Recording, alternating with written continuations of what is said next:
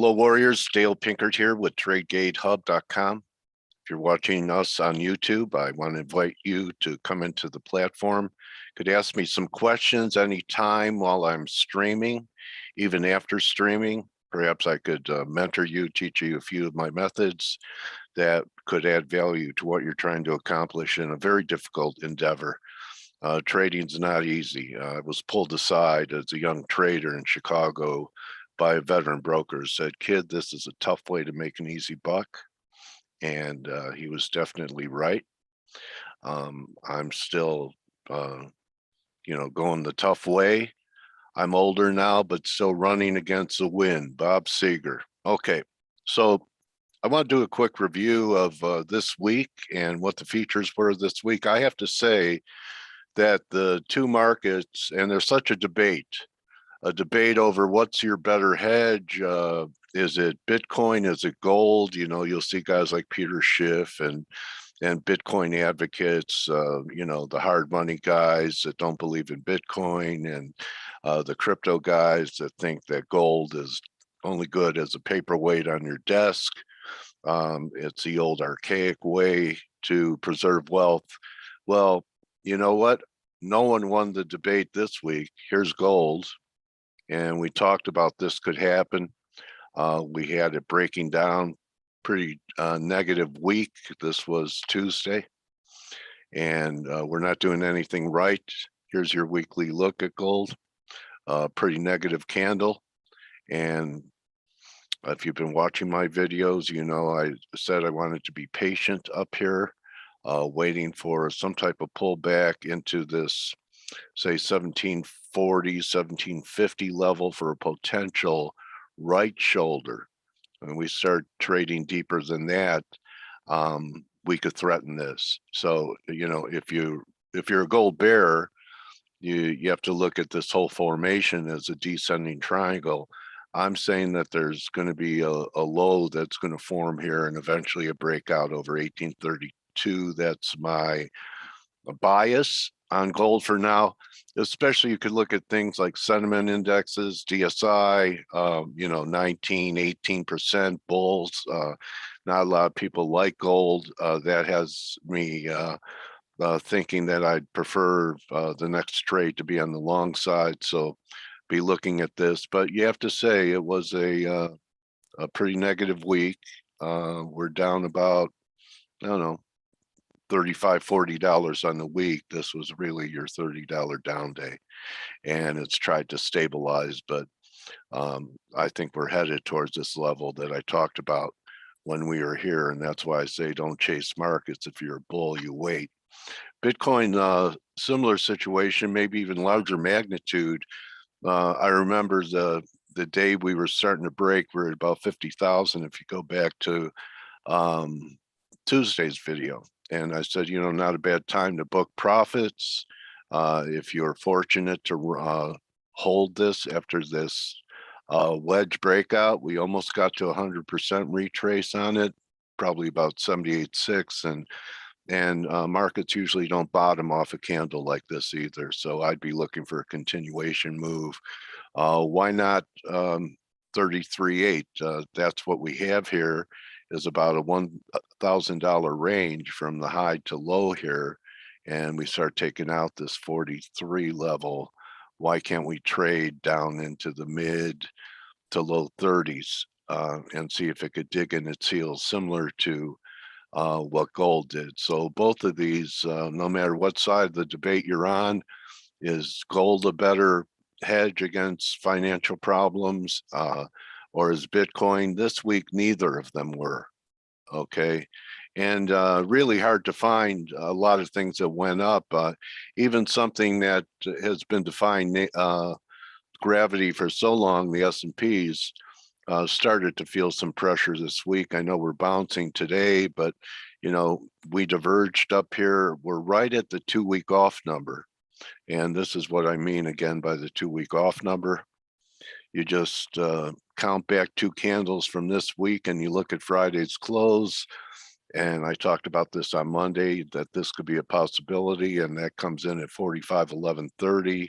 So right now we're underneath the off number at 45.1090.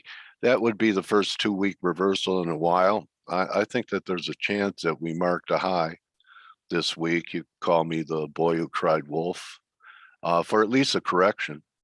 And, we need a couple closes under the big round number of 4,500, but then you don't have support till about 44, 40-ish. And that would take a trend line out that goes, all the way back to last year. So this is going to be a very important level. I know a lot of people say we take out this low of 40 and 43 and a half, and that would break trend because it'd be the first lower low that we've had in a while. As you can see, it's been pretty orderly, and we'll see. Maybe it's going to be the possibility with the economy slowing a bit, even though inflation isn't, that perhaps the infrastructure bill does not get through. You know how dependent the market is on both fiscal and monetary stimulus. That could throw it a curve. And be careful if you're long up here. And I wanted to show just a couple of the issues in NASDAQ. NASDAQ acted better. It's about unchanged on the week, isn't it? So last week we closed at 15,657. Yeah, so we're about unchanged. So even though the S&Ps are close to their off number, NASDAQ outperforming to have a 2-week reversal, we needed 15,432. Next week it should be pretty achievable because we'll just need right where we're at right now for a 2-week reversal. But broader index, these are the mega caps. And you know what I'm hearing on financial media? People are buying them because they're the safe stocks, okay? So let's take a look at some of the safe stocks here. Apple actually had a real nice kiss of the wedge line. See that? Look at that. Still a bit higher on the week. You can kind of see it, the divergence is pretty glaring between these highs and here. So we went to the top of the wedge. We could try it again, but back under these highs, this 151 level, I think Apple's got a worm in it if that happens. So here's some of the safe stocks. They think Tesla's safe. All I do is see a grinding corrective advance that one bad day could change. Amazon was pretty classic. We've rallied into the gap. We never filled this gap. This was an earnings gap, and it's not filled unless we get to 35.80. This week's high was 35.50, so still a $30 gap. It would be more bearish if it did not fill the gap. Microsoft bouncing a little bit, so we're starting to sell off in the S&Ps here. Microsoft, could we push for one more high? It's possible. Google's been one of the best performers in the FANGs. Still looks okay. Netflix has also done quite well. Confirmed highs, but acting a little bit heavy. And Facebook also, I think they're coming out with some glasses. We're not confirming up here at new highs. Something else that you want to keep an eye on into October is the bean market. If you're a believer in at least a bull cycle in commodities, this is something that you're going to want to own after a huge rally like this. This has completed one wave, and you'll be looking for something around 12 or 11 for it to start doing something right. Worst case scenario 10. But if there are problems with this year's harvest or somewhere else around the world, one thing central bankers can't do, they can't print soybeans, and they can't print corn, and they can't print wheat. So the agricultural markets are an attractive hedge. And you'd be coattailing what China's been doing for the last few years, major stockpiler of wheat and basically all grains. I think they control and hold over 50% of the world food stocks in grains in China. So what are they worried about? So why don't we wrap it with what's happening here in the dollar? The dollar's been acting pretty two-sided. It's an up week. And, I said that if we got back above 92.40, this neckline to, just step aside. So it's trying. I thought that we might get one more break to 91. That was my call from up here.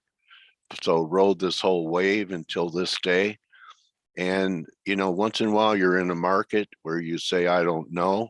I don't think it's that constructive that cable is outperforming the euro, and euro pound. If it doesn't dig in its heels here, I prefer a dollar bear market when this pair is moving up, when you have euro showing leadership instead of being the relative weakness, the weak sister against the pound, and being dragged up by the pound. So looking at the pound, not a bad day again. Maybe we're going to make a push up towards 140.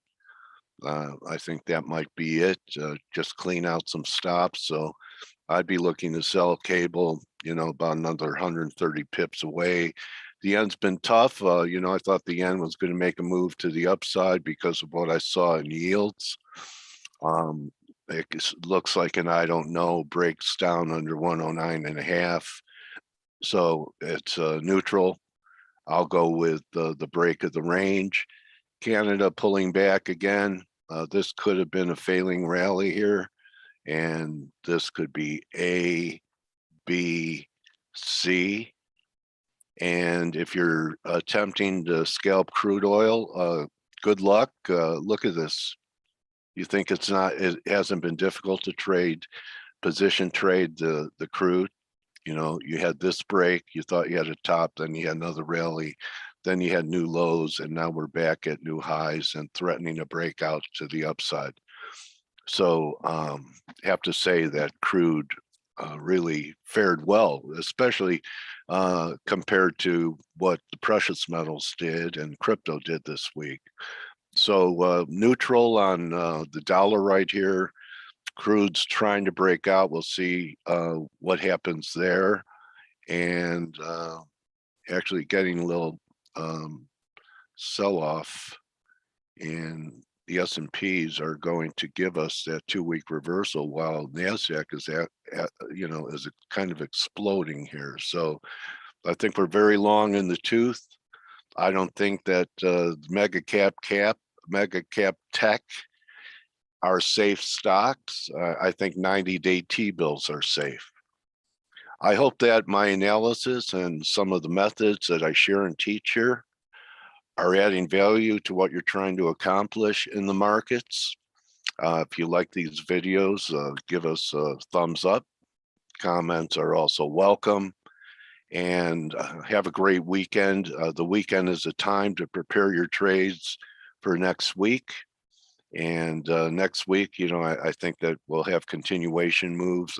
I'll be looking to sell a rally in gold next week, looking for lower levels, and sell a rally in US dollar yen. I'm going to be very curious if gold trades 760 where silver will be, because silver's acting much better. We'll see what kind of follow through we get from a 2-week reversal in S&Ps. So really the last average really holding the whole game up right now is NASDAQ. So we'll see how that goes, everybody, and have a great weekend. Remember, don't just count your P&Ls, your pips, count your blessings. You're blessed if you're watching this kind of content. Means you're a player, you're in the game, you're trading, and the majority of the people in the world would not even be able to do this because they need it for bread. So just keep everything in perspective. Look forward to working with you guys here in TradeGateHub.com. Why don't you register and come in and bring your charts next week? And I'm ready to have another good one. Good luck the rest of the day. So now with what the S&Ps are doing as a major event, I have to add the S&P 2-week reversal on that list of gold being smashed, Bitcoin being smashed. And that all happened, keep in mind, with yields coming back off from the 136 breakout level. So it may be trying to mount another assault up here, but it did not recover, even though yields came down. See this? Gold didn't recover. Okay. Bitcoin didn't recover. So the people in El Salvador, their $30 worth of Bitcoin is worth a little bit less here. And the S&Ps, we're under pressure. The market behavior is a little different. They're selling rallies now. Have a great weekend, everybody. Smell the roses. This is Dale Pinkert signing off for the week. See you on Monday. Good hunting the rest of the day. Adios.